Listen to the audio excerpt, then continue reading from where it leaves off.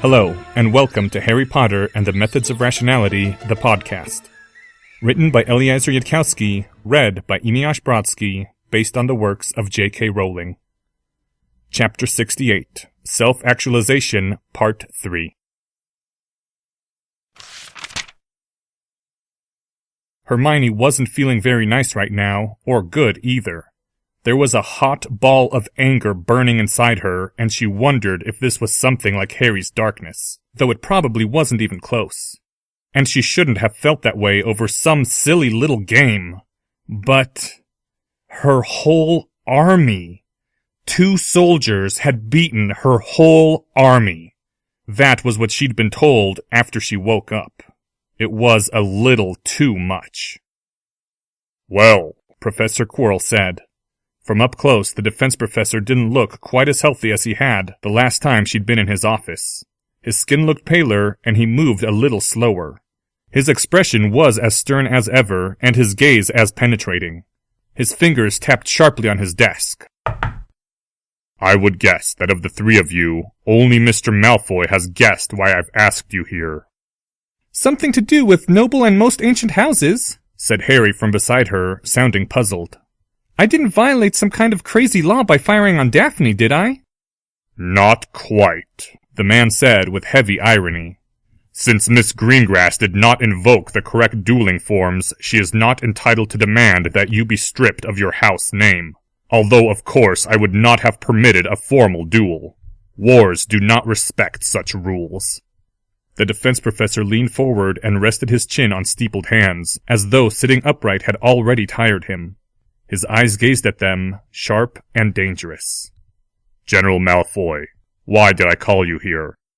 "General Potter against the 2 of us isn't a fair fight anymore," Draco Malfoy said in a quiet voice. "What?" blurted Hermione. "We almost had them, if Daphne hadn't fainted." "Miss Greengrass did not faint from magical exhaustion," Professor Quirrell said dryly. "Mr. Potter shot her in the back with a sleep hex while your soldiers were distracted by the sight of their general flying into a wall. But congratulations nonetheless, Miss Granger, on almost defeating 2 chaotic legionnaires with a mere 24 Sunshine soldiers." The blood flaming in her cheeks grew a little hotter. That was just... If I'd only figured out he was wearing armor." Professor Quirrell gazed at her from over-touched fingers. "Of course there are ways you could have won, Miss Granger. There always are in every lost battle. The world around us redounds with opportunities, explodes with opportunities, which nearly all folk ignore because it would require them to violate a habit of thought. In every battle, 1,000 Hufflepuff bones waiting to be sharpened into spears. If you had thought to try a masked finite incantatem on general principles, you would have dispelled Mr. Potter's suit of chainmail and everything else he was wearing except his underwear. Which leads me to suspect that Mr. Potter did not quite realize his own vulnerability. Or you could have had your soldiers swarm Mr. Potter and Mr. Longbottom and physically wrest the wands from their hands. Mr. Malfoy's own response was not what I would term well-reasoned, but at least he did not wholly ignore his 1,000 alternatives." A sardonic smile. "But you, Miss Granger, had the misfortune to remember how to cast the stunning hex, and so you did not search your excellent memory for a dozen easier spells that might have proved efficacious. And you pinned all your army's hopes on your own person, so they lost spirit when you fell. Afterward, they continued to cast their futile sleep hexes, governed by the habits of fighting that had been trained into them, unable to break the pattern as Mr. Malfoy did. I cannot quite comprehend what goes through people's minds when they repeat the same failed strategy over and over, but apparently it is an astonishingly rare realization that you can try something else. And so the Sunshine Regiment was wiped out by 2 soldiers." The defense professor grinned mirthlessly.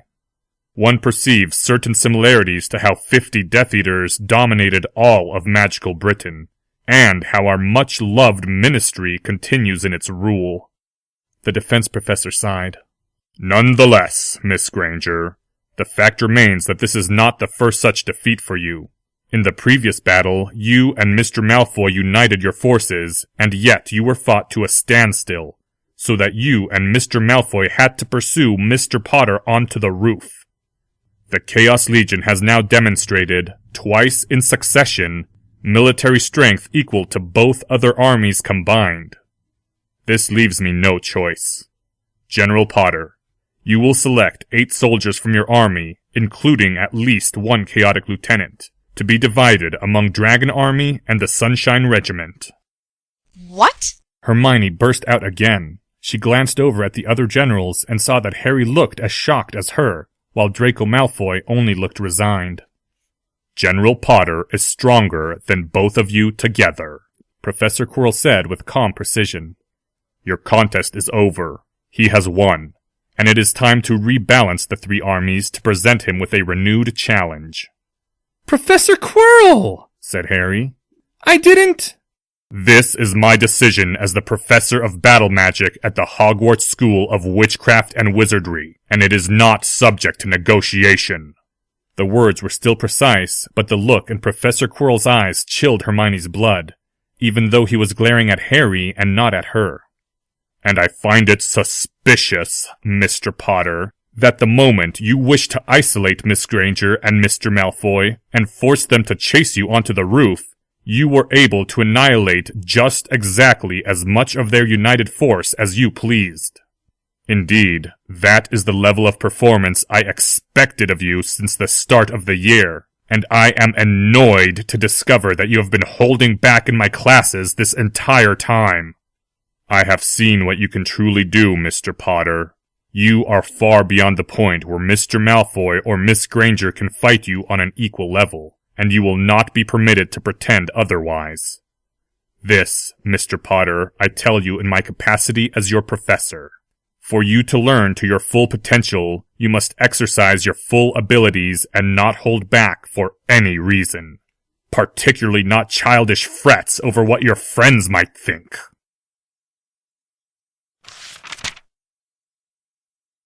She left the defense professor's office with a larger army and less dignity, and feeling a lot like a sad little bug that had just been squished, and trying very, very hard not to cry. I wasn't holding back, Harry said as soon as they turned the first corner away from Professor Quirrell's office, the moment the wooden door faded out of sight behind the stone walls. I wasn't pretending. I never let either of you win.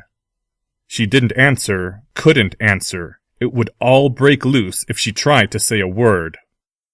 Really? Said Draco Malfoy. The Dragon General still had that air of resignation. Because Quirrell's right, you know. It's suspicious that you could beat nearly everyone in both our armies as soon as you wanted to make us chase you onto the roof. And didn't you say something then, Potter, about us needing to beat you when you were fighting for real? The burning sensation was creeping up her throat, and when it reached her eyes, she would burst into tears, and from then on, she would just be a crying little girl to both of them. That, Harry's voice said urgently. She wasn't looking at him, but his voice sounded like he had his head turned toward her. I tried a lot harder that time. There was an important reason. I had to. So I used a whole bunch of tricks I'd been saving up, and... She'd always been trying her hardest. Every time. And I let out a side of myself I wouldn't usually use for something like defense class. So if she ever got close to winning against Harry when it really mattered, he could just go into his dark side and crush her. Was that it? Of course it was. She couldn't even look Harry in the eyes when he was being scary. How had she ever thought she could beat him for real? The corridor forked, and Harry Potter and Draco Malfoy went left toward a staircase that climbed to the 2nd floor, and she went right instead. She didn't even know where that passage went, but right now she'd rather be lost in the castle. Excuse me, Draco, said Harry's voice, and then there was a pattering of footsteps behind her. Leave me alone, she said. It came out sounding stern, but then she had to shut her mouth and press her lips together tightly and hold her breath to stop it all from coming out. That boy just kept on coming and ran around her and put himself in front of her, because he was stupid, that was why. and Harry said, his voice now a high and desperate whisper, "I didn't run away when you were beating me in all my classes except broomstick riding." He didn't understand, and he would never understand. Harry Potter would never understand because no matter what contest he lost, he would still be the boy who lived. If you were Harry Potter and Hermione Granger was beating you, then it meant everyone was expecting you to rise to the challenge. If you were Hermione Granger and Harry Potter was beating you, that meant you were just no one. It's not fair, she said. Her voice was shaking, but she wasn't crying yet. Not yet. I shouldn't have to fight your dark side. I'm only 12. That was what she thought then. I only used my dark side once, and that was when I had to! So today you beat my whole army just being Harry? She still wasn't crying yet, and she wondered what her face looked like right now, if she looked like an angry Hermione or a sad one. Harry said. His voice got a little lower. I wasn't really expecting to win that time. I know I said I was invincible, but that was just to try to scare you. I really just thought we'd slow you down for a bit. She started walking again, walked right past him, and as she passed, Harry's face tightened up like he was going to cry. Is Professor Quirrell right? Came a high, desperate whisper from behind her. If I have you for a friend, will I always be afraid to do better because I know it will hurt your feelings? That's not fair, Hermione! She took a breath and held it and ran, her feet pattering across the stone as fast as they could, running as fast as she dared with her vision all blurry, ran so that no one would hear her. And this time Harry didn't follow. Minerva was going over the Transfiguration parchment due Monday, and had just marked down to -200 points a fifth-year parchment with an error that could have potentially killed someone. During her first year as a professor, she'd been indignant at the folly of older students. Now she was just resigned. Some people not only never learned, they never noticed that they were hopeless. They stayed bright and eager and kept on trying. Sometimes they believed you when you told them, before they left Hogwarts, that they must never try anything unusual, give up free transfiguration, and use the art only through established charms. And sometimes they didn't. She was in the middle of trying to unravel a particularly convoluted answer when a knock at the door disrupted her thoughts. And it wasn't her office hours, but it had only taken a very short time as head of Gryffindor House for her to learn to suspend judgment. You could always deduct house points afterward. Come in, she said in a crisp voice. The young girl who entered her office had clearly been crying, and then afterward had washed her face in hopes it wouldn't show. Miss Granger, said Professor McGonagall. It had taken her a moment to recognize that face with its eyes reddened and cheeks puffed. What happened? Professor? Said the young girl in a wavering voice. You said that if I was ever worried or uncomfortable about anything, I should come to you at once. Yes, now what happened? The girl started to explain.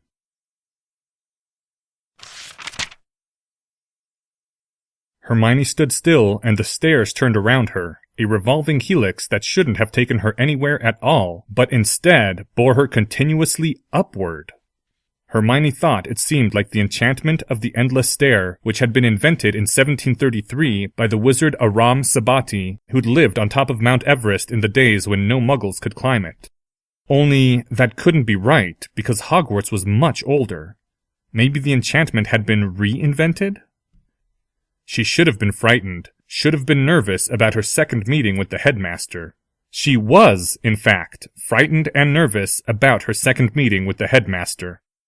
Only Hermione Granger had been thinking. She'd been thinking a lot after she hadn't been able to run any further and had slid down against the wall with her lungs on fire, thinking while she curled up in a ball with her back against the chilly stone wall and her legs drawn up and crying. Even if she lost to Harry Potter, she was never, ever going to lose to Draco Malfoy. That was just totally, absolutely unacceptable. And Professor Quirrell had praised General Malfoy for not ignoring his 1,000 alternatives. And so, after Hermione had cried herself out, She'd thought of 14 other spells she should have tried against Harry and Neville. And then she'd started wondering if she might be making the same sort of mistake about other things.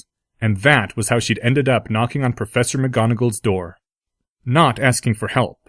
Right now, Hermione didn't have any plans she could ask for help with. Just telling Professor McGonagall everything, because when she'd thought of it, that had seemed like one of the 1,000 alternatives that Professor Quirrell had been talking about. And she'd told Professor McGonagall about how Harry Potter had changed since the day the Phoenix had been on his shoulder, and about how people more and more seemed to see her as just something of Harry's, and how it seemed like Harry was pulling farther and farther away from everyone else in their school year, and went around with a sad air sometimes like he was losing something, and she didn't know what to do anymore. And Professor McGonagall had told her that they needed to talk to the headmaster, and Hermione had felt worried. But then the thought had come to her that Harry Potter wouldn't have been scared of the headmaster. Harry Potter would have just barged ahead doing whatever he was trying to do. Maybe, the thought had come to her, it was worth trying to be like that. Not being scared. Just doing whatever and seeing what happened to her. It couldn't really be worse. The endless stairs stopped turning. The great oaken door in front of them with the brass griffin knocker opened without being touched. Behind a black oaken desk with dozens of drawers facing in every direction, looking like it had drawers set inside other drawers, was the silver-bearded headmaster of Hogwarts upon his throne, Albus Percival Wulfric Brian Dumbledore, into whose gently twinkling eyes Hermione looked for about 3 seconds before she was distracted by all the other things in the room. Sometime later, she wasn't sure how long, but it was while she was trying to count the number of things in the room for the 3rd time and still not getting the same answer, even though her memory insisted that nothing had been added or removed, the headmaster cleared his throat and said, "Miss Granger?" Hermione's head snapped around, and she felt a little heat in her cheeks. But Dumbledore didn't appear annoyed with her at all, only serene, and with an inquiring look in those mild, half-glassed eyes. Hermione, said Professor McGonagall. The older witch's voice was gentle, and her hand rested reassuringly on Hermione's shoulder. please tell the headmaster what you said to me about Harry. Hermione began speaking. Despite her newfound resolution, her voice still stumbled a little with nervousness as she described how Harry had changed in the last few weeks since Fawkes had been on his shoulder. When she was done, there was a pause, and then the headmaster sighed. "I am sorry, Hermione Granger," said Dumbledore. Those blue eyes had grown sadder as she spoke. "That is unfortunate, but I can't say it is unexpected. That is a hero's burden, which you see." A hero? said Hermione. She looked up nervously at Professor McGonagall and saw that the Transfiguration Professor's face had grown tight, though her hand still squeezed Hermione's shoulder reassuringly. "Yes, I was a hero myself once, before I was a mysterious old wizard, in the days when I opposed Grindelwald. You have read the history books, Miss Granger?" Hermione nodded. "Well, that is what heroes have to do, Miss Granger. They have their tasks, and they must grow strong to accomplish them, and that is what you see happening to Harry. If there is anything that can be done to gentle his pathway, then you will be the one to do it, and not I. For I am not Harry's friend, alas, but only his mysterious old wizard." I'm not sure I still want to be. Her voice stopped. It seemed too awful to say aloud. Dumbledore closed his eyes, and when he opened them, he looked a little older than before. "No one can stop you, Miss Granger, if you choose to stop being Harry's friend. As for what it would do to him, you may know better than I." That doesn't seem fair. Hermione said, her voice trembling. That I've got to be Harry's friend because he's got no one else? That doesn't seem fair. "Being a friend is not something you can be forced to do, Miss Granger. The blue eyes seemed to look right through her. The feelings are there, or they are not. If they are there, then you can accept them or deny them. You are Harry's friend, and choosing to deny it would wound him terribly, perhaps beyond healing. But, Miss Granger, what would drive you to such extremes? She couldn't find words. She'd never been able to find words. If you get too near Harry, you get swallowed up and no one sees you anymore. You're just something of his. Everyone thinks the whole world revolves around him and... She didn't have the words. The old wizard nodded slowly. It is indeed an unjust world we live in, Miss Granger. All the world now knows that it is I who defeated Grindelwald, and fewer remember Elizabeth Beckett, who died opening the way so that I could pass through. And yet she is remembered. Harry Potter is the hero of this play, Miss Granger. The world does revolve around him. He is destined for great things, and I ween that in time the name of Albus Dumbledore will be remembered as Harry Potter's mysterious old wizard, more than for anything else I have done. And perhaps the name of Hermione Granger will be remembered as his companion, if you prove worthy of it in your day. For this I tell you true, never will you find more glory on your own than in Harry Potter's company. Hermione shook her head rapidly. But that's not... She'd known she wouldn't be able to explain. It's not about glory. It's about being something that belongs to someone else. So you think you would rather be the hero? The old wizard sighed. Miss Granger, I have been a hero and a leader, and I would have been 1,000 times happier if I could have belonged to someone like Harry Potter. Someone made of sterner stuff than I, to make the hard decisions, and yet worthy to lead me. I thought once that I knew such a man, but I was mistaken. Miss Granger, you have no idea at all how fortunate are those like you, compared to heroes. The hot, burning feeling was creeping up her throat again, along with helplessness. She didn't understand why Professor McGonagall had brought her here if the headmaster wasn't going to help. And from a glance at Professor McGonagall's face, it looked like Professor McGonagall also wasn't sure now that it had been a good idea. I don't want to be a hero. I don't want to be a hero's companion. I just want to be me. The thought came to her a few seconds later that maybe she did, in fact, want to be a hero, but she decided not to change what she'd said.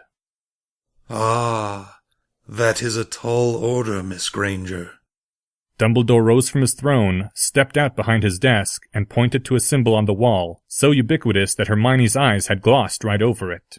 A faded shield on which was inscribed the heraldry of Hogwarts, the lion and snake, and badger and raven, and in Latin engraved words whose point she'd never understood. Then, as she realized where that shield was and how old it looked, it suddenly occurred to Hermione that this might be the original. A Hufflepuff would say, said Dumbledore, tapping his finger on the faded badger and making Hermione wince for the sacrilege, if it was the original. That people fail to become who they are meant to be because they are too lazy to put in all the work involved. A Ravenclaw, tapping the raven, would repeat those words that the wise know to be far older than Socrates. Know thyself, and say that people fail to become who they are meant to be through ignorance and lack of thought. And Salazar Slytherin. Dumbledore frowned as his finger tapped the faded snake. Why, he said that we become who we are meant to be by following our desires wherever they lead. Perhaps he would say that people fail to become themselves because they refuse to do what is necessary to achieve their ambitions. But then one notes that nearly all of the dark wizards to come out of Hogwarts have been Slytherin. Did they become who they were meant to be? I think not. Dumbledore's finger tapped the lion, and then he turned toward her. Tell me, Miss Granger, what would a Gryffindor say? I do not need to ask whether the Sorting Hat offered you that house. It didn't seem like a hard question. A Gryffindor would say that people don't become who they should be because they're afraid. Most people are afraid, Miss Granger. They live their whole lives circumscribed by crippling fear that cuts off everything they might accomplish, everything they might become. Fear of saying or doing the wrong thing, fear of losing their mere possessions, fear of death, and above all, the fear of what other people will think of them. Such fear is a most terrible thing, Miss Granger, and it is terribly important to know that. But it is not what Godric Gryffindor would have said. People become who they are meant to be, Miss Granger, by doing what is right. The old wizard's voice was gentle. So tell me, Miss Granger, what seems to you like the right choice? For that is who you truly are. And wherever that path leads, that is who you are meant to become. There was a long space, filled with the sounds of things that could not be counted. She thought about it because she was a Ravenclaw. I don't think it's right Hermione said slowly, for someone to have to live inside someone else's shadow like that. Many things in the world are not right. The question is, what is right for you to do about them? Hermione Granger, I shall be less subtle than is usual for a mysterious old wizard, and tell you outright that you cannot imagine how badly things could go if the events surrounding Harry Potter turn ill. His quest is a matter you would not even dream of walking away from if you knew. What quest? said Hermione. Her voice was trembling, but it was very clear what answer the headmaster was looking for, and she didn't want to give it. What happened to Harry back then? Why was Fox on his shoulder? He grew up, said the old wizard. His eyes blinked several times beneath the half-moon glasses, and his face suddenly looked very lined. You see, Miss Granger, people do not grow up because of time. People grow up when they are placed in grown-up situations. That is what happened to Harry Potter that Saturday. He was told, you are not to share this information with anyone, you understand. He was told that he would have to fight someone. I cannot tell you who. I cannot tell you why. But that is what happened to him, and why he needs his friends. There was a pause. Bellatrix Black? Hermione said. She couldn't have been more shocked if someone had plugged an electric cord into her ear. You're going to make Harry fight Bellatrix Black? No, not her. I can't tell you who or why. She thought about it some more. Is there any way I can keep up with Harry?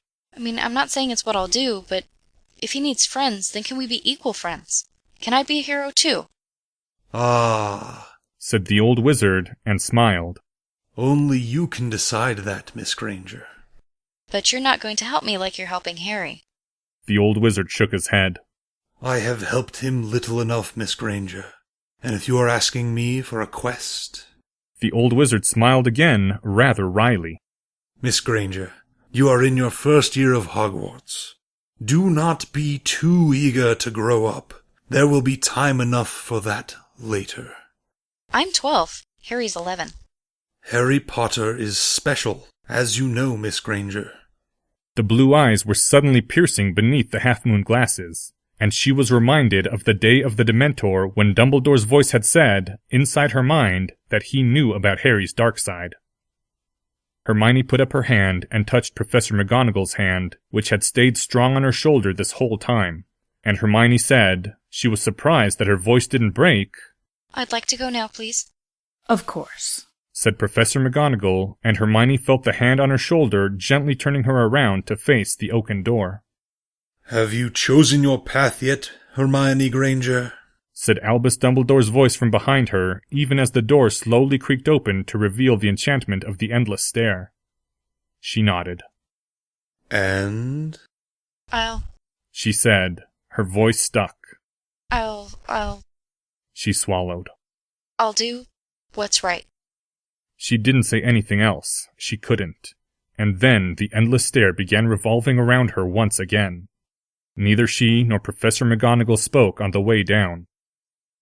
When the flowing stone gargoyles stepped out of their way and the two of them stepped out into the corridor of Hogwarts, Professor McGonagall finally spoke, and she said in a whisper, "I'm so terribly sorry, Miss Granger. I did not think the headmaster would say such things to you. I think he truly has forgotten what it is like to be a child." Hermione glanced back up to her and saw that Professor McGonagall looked like she was about to burst into tears. Only not really. But there was a tightness in her face that was like that. If I want to be a hero too, if I've decided to be a hero too, is there anything you can do to help? Professor McGonagall rapidly shook her head and said, "Miss Granger, I'm not sure the headmaster is wrong about that. You are 12. Okay. They walked forward a bit. Excuse me, is it okay if I walk back to the Ravenclaw Tower by myself? Sorry, it's not your fault or anything. I just want to be by myself right now. Of course, Miss Granger," said Professor McGonagall, her voice sounding a little hoarse. And Hermione heard her footsteps stop and then turn around behind her. Hermione Granger walked away. She climbed a flight of stairs, and then another, wondering if there was anyone else in Hogwarts who would give her a chance to be a hero. Professor Flitwick would say the same thing as Professor McGonagall, and even if he didn't, he probably couldn't help. Hermione didn't know who could help. Well, Professor Quirrell would come up with something clever if she used up enough Quirrell points, but she had a feeling that asking him would be a bad idea. That the defense professor couldn't help anyone become the sort of hero that was worth becoming, and that he wouldn't even understand the difference. She had almost gotten to the Ravenclaw Tower when she saw the flash of gold. End Chapter 68. Thank you to the following people: Minerva McGonagall, read by Autumn Rachel Dryden. Hermione Granger, Anonymous. Dumbledore, Drake Walker. This chapter's original text, production notes, and attribution links, along with archives and much more, can be found at hpmorpodcast.com. If you would like to learn more about the art of rationality, please visit lesswrong.com, an online community of aspiring rationalists founded by Eliezer Yudkowsky. Some sound effects used are courtesy of the Free Sound Project. The music used is Catch That Goblin by Skaven. Thank you for listening, and come back next week for Chapter 69, Self-Actualization, Part 4.